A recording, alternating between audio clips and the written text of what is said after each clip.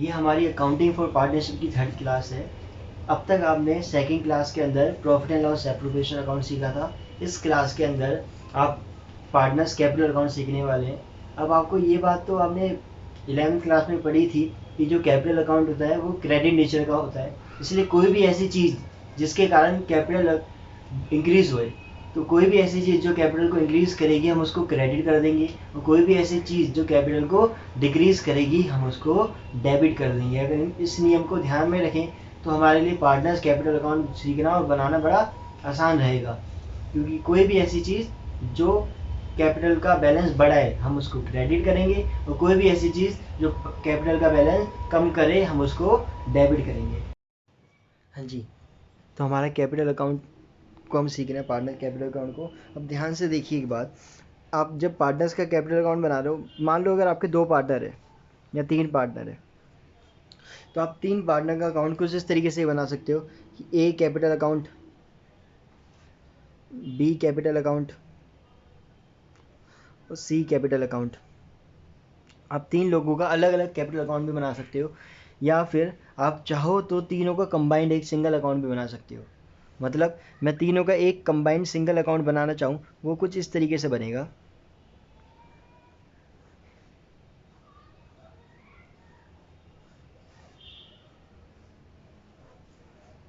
Particular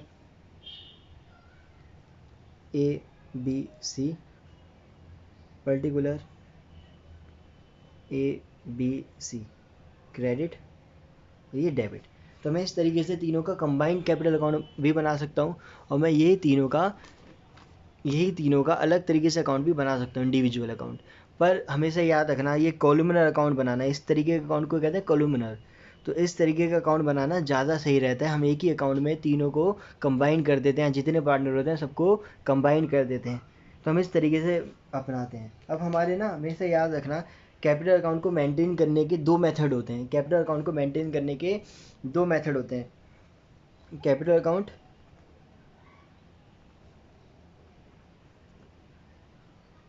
में be maintain by any of 2 method.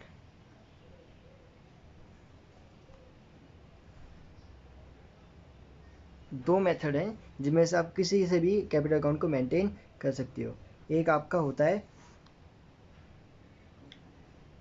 Fix capital method, दूसरा वाला आपका होता है फ्लक्चुएटिंग कैपिटल मेथड। इस वाले अकाउंट के अंदर, इस वाले मेथड के अंदर आप सिंगल अकाउंट बनाते हो, यहाँ पे आप 2 अकाउंट बनाते हो, यहाँ पे आप 2 अकाउंट बनाते हो, यहाँ पे एक सिंगल अकाउंट बनाते हो जिसका नाम है पार्टनर्स कैपिटल अकाउंट। यहाँ पे बस आप एक सिंगल अकाउंट बनाते हो, वो है कैपिटल अकाउंट। यहाँ पे आप 2 अकाउंट बनाते हो, एक पार्टनर्स का कैपिटल अकाउंट, दूसरा पार्टनर्स का करंट अकाउंट। देखो एक बात ना ध्यान से समझो, ध्यान जानने की कोशिश करो, ये कोई अकाउंटिंग के 2 मेथड नहीं है। ये पार्टनर्स की कैपिटल के अकाउंटिंग के 2 मेथड नहीं है। ये पार्टनर्स की कैपिटल को मेंटेन करने के 2 मेथड है। मतलब ये बस प्रेजेंटेशन है, ये बस प्रेजेंटेशन है, ये कोई अकाउंटिंग नहीं है भाई, ये बस प्रेजेंटेशन है। हम इसको इस तरीके से भी प्रेजेंट कर सकते हैं, उसी कैपिटल अकाउंट को हम इस तरीके से भी प्रेजेंट कर सकते हैं। ये प्रेजेंट करने के 2 तरीके हैं। ज़्यादा अच्छा तरीका कौन सा होता है, तो ज़्यादा अच्छा तरीका ये वाला होता है। बेसिक में थोड़ी मेहनत ज़्यादा होती है, पर ये वाला तरीका थोड़ा ज़्यादा अच्छा होता है। अब मेरे को एक बात बताइए, ध्यान से सोचिए, अगर मैं इसकी बात करूँ, मैं ना इसको जब भी पढ़ाने की कोशिश करता हूँ तो मैं इसमें एक उदाहरण हमेशा देता हूँ, वो होता है मोमोज़ का। कि अगर अगर आप मोमोज लेने जाओ किसी दुकान पे, और मैं उसे जाके बोलूँ कि भाई मुझे मोमोज दे दो, मतलब मोमोज़ की एक प्लेट दे दो, वो बंदा मुझे एक ही प्लेट के अंदर, उसी एक प्लेट के अंदर चटनी डाल के दे दे और मोमोज भी डाल के दे दे, तो ये क्या कोई गलत बात हो जाएगी? कोई पाप कर दिया उनने, अन्याय हो जाएगा? हैं, इंद्रदेव आके उसे बिजली गिरा देंगे उस पर, ऐसा होगा? नहीं होगा। अगर मैं उसे उल्टा बोल दूँ भाई एक काम कर, तू मोमोज अलग प्लेट में दे दे, चटनी अलग प्लेट में दे दे, तो क्या वो बंदा मुझे कह दे नहीं मुझसे नहीं हो पाएगा? ये तो बहुत बड़ा काम है, मैं नहीं कर पाऊँगा, बिल्कुल भी नहीं कर पाऊँगा मैं। बताओ, बड़ी सिली सी बात नहीं लग रही? बड़ी बेवकूफ़ी वाली बात नहीं लग रही है? तो सेम जब बच्चे कहते हैं ना कि हमसे ये नहीं समझ में आ रहा, हमसे ये नहीं हो पा रहा, ये बात हमें समझ में नहीं आ रही, तो मुझे ऐसी सी फीलिंग आती है कि बच्चा कुछ इस तरीके से हरकत कर रहा है कि उसको मैंने बोल दिया भाई मोमोज अलग प्लेट में डाल दे, चटनी अलग प्लेट में डाल दे, तो वो कह रहा हमसे नहीं हो पाएगा। ऐसा क्यों? अब ध्यान से देखो, पहले मैं आपको ना एक मेथड, जो पहला हमारा मेथड है, मैं उस मेथड की बात करूं, यानी फ्लक्चुएटिंग कैपिटल मेथड। अगर आप इस मेथड को समझ जाओ तो आप जान पाओगे कि बड़ा आसान है हमारा ये जो अकाउंट हम बना रहे हैं। मुझे एक बात बताओ, इतना तो आपने जान लिया कि हम एक सिंगल अकाउंट बनाने वाले हैं, और आपकी कैपिटल का जो नेचर होता है वो क्रेडिट नेचर का होता है, आपकी कैपिटल का जो नेचर होता है वो क्रेडिट नेचर का होता है, इतना तो आप जान चुके हो। मान लो मैं इन्हीं ए बी सी का अकाउंट बनाऊं और इसी मेथड से अपनाऊं, फ्लक्चुएटिंग मेथड से, तो क्या होगा क्या नहीं होगा, ध्यान से देखिए।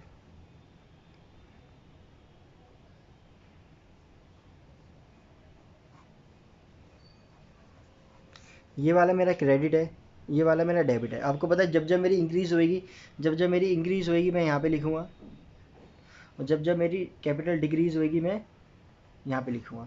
ये तो आपको पता ही है कि कैपिटल जब इंक्रीज़ होएगी तो वो क्रेडिट होगी, जब डिक्रीज़ होएगी तो वो डेबिट होएगी। अब देखो, जब मैं ये वाला मेथड बनाता हूँ तो मैं एंट्री क्या पास करता हूँ, मैं लिखता हूँ यहाँ पे बाय बैलेंस BD। उसके बाद कुछ भी अगर मैंने एडिशनल कैपिटल लगाई तो एडिशनल कैपिटल उसमें ऐड हो जाएगी, आपको पता है। मैंने प्रॉफिट कमाया तो प्रॉफिट मेरे कैपिटल को बढ़ा देगा। मैंने सैलरी मिली मुझे अगर, तो वही बढ़ जाएगी। Commission, interest on capital,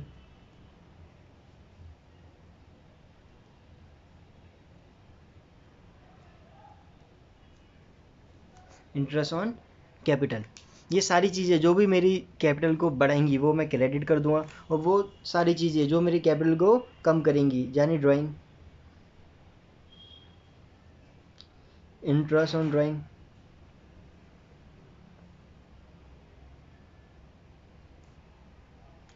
withdrawn of capital.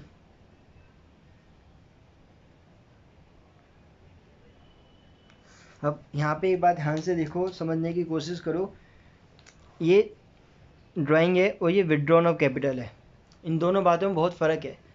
जो ड्राइंग होती है वो हम प्रॉफिट में से करते हैं, हम प्रॉफिट का थोड़ा सा हिस्सा घर पे लेके जाते हैं, हम प्रॉफिट का अपना शेयर घर पे लेके जाते हैं।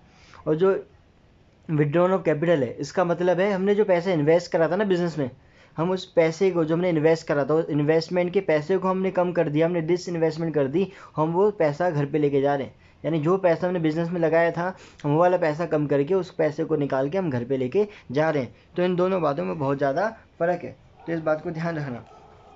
हमें कोई लॉस हो गया, ये सारी चीज़ें मेरी कैपिटल को कम कर देती हैं, और एट द एंड मेरा बैलेंस बच जाएगा, एट द एंड मेरा बैलेंस बढ़ जाएगा CD। अगर वो पॉजिटिव बैलेंस में मान के चलो मेरा बैलेंस पॉजिटिव है, तो वो इस तरीके से हमारा अकाउंट दिखेगा। और भी बहुत सारी चीज़ें हो सकती हैं, मैंने सारी चीज़ें नहीं लिखी, ये कोई एग्जॉस्टिव अकाउंट नहीं है, पर मैं आपको तब भी एक बात बताना चाहता हूँ कि कोई भी चीज़ अगर आपकी कैपिटल को बढ़ाएगी तो वो इधर आएगी, कोई भी चीज़ आपकी कैपिटल को कम करेगी तो इधर आ जाएगी। जो इनका रिस्पेक्टिव अमाउंट होगा वो इनके कॉलम में हम लिख देंगे। तो ये अकाउंट बनाना बहुत बड़ी बात नहीं है, बहुत सिंपल सी बात है ना। कैपिटल अकाउंट बनाना कोई बहुत बड़ी बात नहीं है। कोई भी चीज़ आपकी कैपिटल बढ़ाती है तो आप उसको इधर लिखते हो, कोई भी चीज़ आपकी कैपिटल गिराती है तो आप उसको इधर लिखते हो। तो फ्लक्चुएटिंग कैपिटल मेथड आपको कोई मेरे ख्याल से दिक्कत देने वाली बात नहीं बनती। तो जैसे मैंने आपको बताया, जो हमारा सेकंड मेथड होगा उसके अंदर क्या होगा, उसके अंदर हमेशा याद रखना ये वाला मेथड ज़्यादा अच्छी प्रेजेंटेशन देगा। क्यों? क्योंकि इसके अंदर जो ये हमारा बनता है ना partners capital account, partners capital account हमेशा आपकी प्योर कैपिटल बताएगा कि आपकी प्योर कैपिटल कितनी है। अब ये वाला अकाउंट आपकी प्योर कैपिटल क्यों नहीं बताता, उस बात को समझो। आपने क्या करा, इसको ध्यान से देखो। आपने साल की शुरुआत में कुछ आपका बैलेंस आ रहा था, आपने एडिशनल कैपिटल लगाई, फिर आपने कुछ प्रॉफिट कमाया, सैलरी कमाई, कमीशन, इंटरेस्ट ऑन कैपिटल मिला, ये सारी चीज़ें आपने इसमें ऐड करी, आपने बहुत सारी चीज़ें में माइनस भी करी, और एट द एंड आपका बैलेंस बच गया। एट द एंड आपका बैलेंस बच गया। ये क्लोजिंग बैलेंस आप अगले साल लेके जाओगे, कैरी फॉरवर्ड करोगे, फिर सेम प्रोसेस उसमें भी करोगे, आप बहुत सारी चीज़ उसमें ऐड करोगे, बहुत सारी चीज़ें उसमें माइनस करोगे, अब बहुत सारी चीज़ ऐड माइनस बहुत सारी, तो इसके चक्कर में क्या होगा मुझे पता ही नहीं चल पाएगा मैंने वास्तव में कितनी इन्वेस्टमेंट करी है बिज़नेस में, मैंने वास्तव में कितना पैसा कमाया है बिज़नेस से या कितना पैसा गंवाया है। उसका रीज़न जानिए, क्योंकि ये ना जो अकाउंट है ये मिश्रण है, ये अकाउंट ना मिश्रण है। इसके अंदर मेरी इन्वेस्टमेंट भी आ रही है, देखो एडिशनल कैपिटल भी आ रही है, विड्रॉन ऑफ कैपिटल भी आ रहा है, इसके अंदर मेरा प्रॉफिट एंड लॉस एप्रोप्रिएशन के बैलेंस भी आ रहा है, मेरा प्रॉफिट भी आ रहा है, मेरा लॉस भी आ रहा है। तो ये एट द एंड मिश्रण है बहुत सारी चीज़ों का। तो इसलिए ये मेरे को ना प्योर चीज़ नहीं बता पा रहा, ये मिश्रण हो चुका है। मैं 5 साल बाद जानना चाहूँगा कि मेरी कितनी मैंने आज तक इन्वेस्टमेंट करी, मुझे पता ही नहीं चल पाएगा। मुझे 5 साल हो गए अपने अकाउंट्स को देखना पड़ेगा, गो थ्रू करना पड़ेगा, जब ताकि मुझे अपना पूरा एनालाइज करने के बाद पता चलेगा कि मैंने कितनी इन्वेस्टमेंट करी, कितना प्रॉफिट कमाया है। तो इसलिए ये इतना अच्छा मेथड प्रेजेंटेशन का नहीं माना जाता। पर जो मेरा ये वाला मेथड है, इसमें हमेशा याद रखना जो पार्टनर्स का कैपिटल अकाउंट है ये हमेशा प्योर कैपिटल ही बताएगा, और सारी की सारी बातें यहाँ पे आएंगी। ऐसा क्यों आएगा, ये प्योर क्यों है, मैं आपको इस बात को समझाना चाहता हूँ। तो हमारा जो फिक्स कैपिटल मेथड होता है इसके अंदर आपको मैंने बताया, जैसे पहले कैपिटल अकाउंट बनेगा। देखो जब कैपिटल अकाउंट बनेगा वो कुछ इस तरीके से बनेगा, मैंने बताया ये हमेशा प्योर कैपिटल बताएगा। और प्योर कैपिटल क्यों बताएगा उस बात को ध्यान देने की कोशिश करो।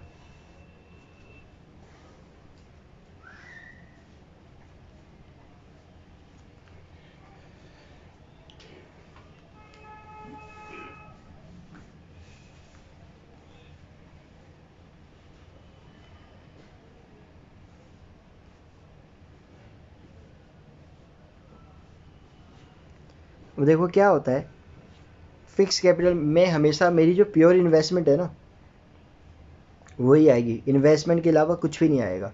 यहाँ पे मेरी प्योर इन्वेस्टमेंट आएगी। यानी अगर इसका कोई ओपनिंग बैलेंस तो हो सकता है, इसका कोई ओपनिंग बैलेंस हो सकता है। अगर मैंने कोई एडिशनल कैपिटल लगाई, मैंने कोई नया पैसा इन्वेस्ट करा, मैंने कोई एडिशनल कैपिटल लगाई,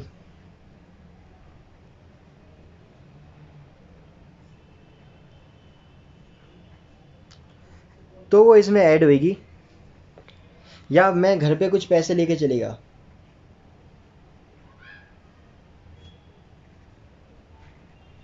मैं घर पे कुछ पैसे लेके चले गया तो वो इसमें माइनस होगा, बाकी मेरा क्लोजिंग बैलेंस आ जाएगा। मतलब मैं इसमें कुछ भी नहीं करूँगा profit and loss appropriation account से रिलेटेड या कोई भी इसी चीज़ से रिलेटेड, मैं यहाँ पे अपनी प्योर कैपिटल दिखाऊंगा कि मैंने अपनी वास्तव में कितनी इन्वेस्टमेंट कर रखी है। मतलब मेरा कितना बैलेंस था, मैंने और कितनी इन्वेस्टमेंट करी, और कितने पैसे मैं कैपिटल के डिस इन्वेस्टमेंट करी, और क्या मेरा बैलेंस बचा हुआ है। यहाँ पे हमेशा वही अमाउंट आएगा जो मेरी वास्तव की इन्वेस्टमेंट होगी, बाकी दूसरा कोई भी यहाँ पे अकाउंट नहीं आएगा। अब देखो जो मेरा करंट अकाउंट होगा उसमें क्या होगा, करंट अकाउंट को मैं कुछ इस तरीके से बनाऊंगा। अब ध्यान से अपना पुराना फिक्स मेथड से पहले जो हमने सीखा फ्लक्चुएटिंग मेथड उसको याद करो, उसमें क्या क्या चीज़ें आई थी, क्या क्या चीज़ें नहीं आई थी। उसमें हमने interest on capital, profit, reserve, ये सारी चीज़ें लिखी थी। तो यहाँ पे वो सारी चीज़ें करंट अकाउंट के अंदर आएंगी। मतलब जो भी चीज़ें रह गई, मैंने आपको बताया ना मोमोज और चटनी वाली बात, तो मैंने मोमोज तो अलग कर दी, अब चटनी रह गई है। अब ध्यान से देखो, मान लो मैं ए बी सी का अकाउंट बनाऊँ दोबारा करंट अकाउंट, वो कुछ इस तरीके से बनेगा।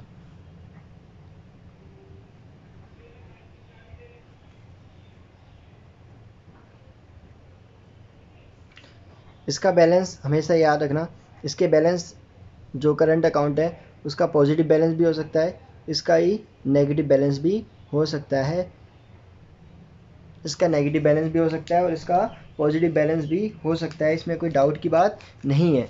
ये वाला मेरा पॉजिटिव बैलेंस है क्योंकि क्रेडिट साइड में लिखा हुआ है, और ये वाला मेरा नेगेटिव बैलेंस है क्योंकि मैंने डेबिट साइड में लिखा हुआ है। इसके अंदर कभी भी ऐसा नहीं होगा, इसके अंदर हमेशा पॉजिटिव बैलेंस होगा। आपकी इन्वेस्टमेंट माइनस में नहीं हो सकती, या तो जीरो होएगी या कोई पॉजिटिव में कम अमाउंट की होएगी, पर कभी भी नेगेटिव नहीं होएगी। पर यहाँ पे नेगेटिव बैलेंस हो सकता है। अब जितनी भी चीज़ें आपने वहाँ पे ऐड करी थी वही सब यहाँ पे आएगा। जानी आपने क्या क्या चीज़ें ऐड करी थी, आपने प्रॉफिट ऐड करा था, आपने सैलरी ऐड करी थी, कमीशन,